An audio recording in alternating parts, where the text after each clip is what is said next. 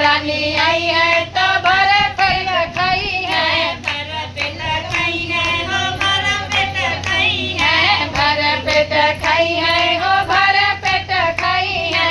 कुटला का गेउरा बोलाई बना नदन बोलाई बे सैया, कुटला के गेउरा बोलाई बना नदन बोलाई बे सैया, ननद न बोलाई बे सैया, ननद न बोलाई बे सैया।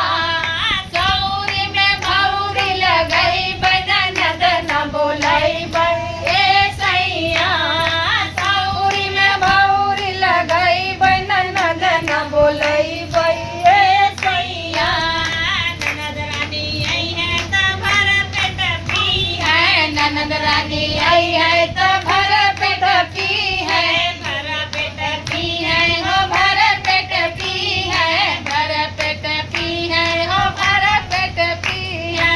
कुआं का पानी न अरवाई ननद न बोलाई बे सैया, कुआं का पानी न बोलाई ननद न बोलाई बे सैया, ननद न बोलाई बे सैया, ननद न बोलाई बे सैया। सौरी में भौरी लगाए ननद न बोलाई बे सैया, सौरी में भौरी लगाए ननद न बोलाई बे सैया। ननद रानी आई है तो बैल के सही है, ननद रानी आई है तो बैल के सही है, दुआरा का खटी न तोड़वाई ननद न बोलाई बे सैया। द्वार के खटी न तोड़ाई ननद न बोलाई बे सैया, ननद न बोलाई बे सैया, ननद न बोलाई बे सैया।